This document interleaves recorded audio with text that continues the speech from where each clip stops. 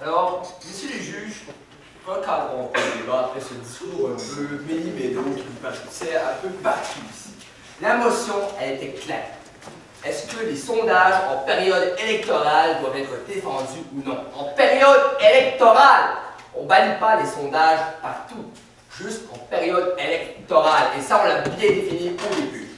Alors, nous, au gouvernement, on dit non, et on fait une comparaison des avantages et des désavantages d'un côté et de l'autre de la balance. Et on dit qu'au gouvernement, on dit que les avantages du sondage ne sont pas assez comparatifs aux avantages des sondages qui sont placés en période électorale.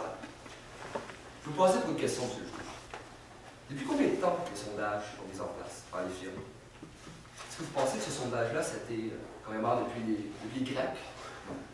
D'accord? C'est un mécanisme des relations publiques qui est né dans les années 1900 et qui a commencé à construire et à développer justement cette notion pernicieuse contre la démocratie.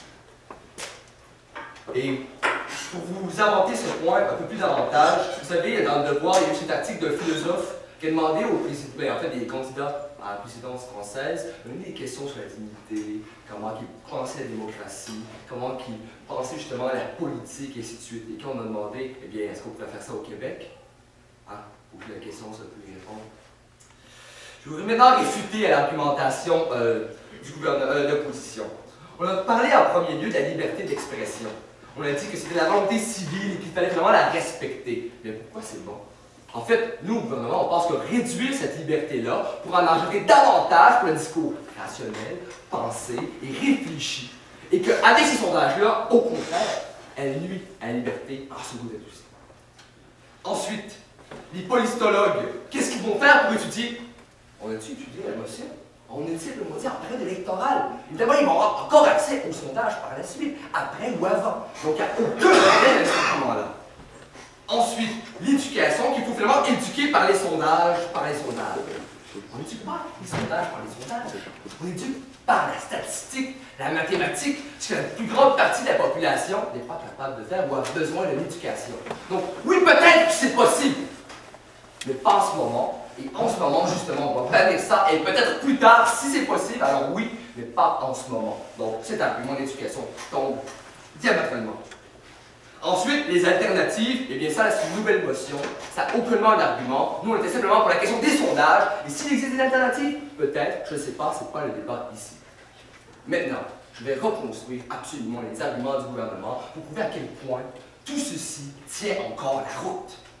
Premièrement, on a parlé le débat par l'opinion, et à quel point l'influence pernicieuse des sondages peut miner tout l'espoir démocratique. La psychologie des foules, Gustave Le Bon.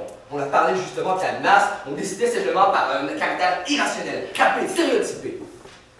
Ensuite, la formulation même des questions. On se demandait comment finalement construire des bonnes questions pour bien dire justement la politique. On n'a vraiment pas parlé de ça, c'est aucune réglementation, aucunement régulée, et au gouvernement, on questionne ça. Ensuite, l'incapacité de lier les sondages, parce qu'évidemment, l'éducation statistique, je pense que c'est assez démontrable que les étudiants ou les gens de la population ne sont pas assez éduqués pour vraiment lire des sondages.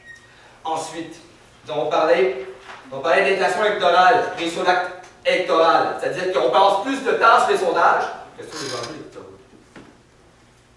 Comporter des sondages, questionner la légitimité, est-ce que ça a vraiment été touché? Vous devez le devoir qui est indépendant, mais je veux dire, il y a vraiment, les Québécois n'ont vraiment pas été touchés, et ça, c'est clair. Ensuite, la chosification de l'électorat, parce qu'on est contre l'impératif catégorique. On ne prend justement pas les gens comme enfin, justement des moyens, et non aucunement comme une fin. Monsieur le Président, je pense que c'est clair. Voulez-vous prendre les gens comme des agents autonomes, rationnels, ou les prendre comme une masse qu'il faut dompter pour justement passer le pouvoir? Moi, au gouvernement et avec mon collègue, on refuse catégoriquement. Merci.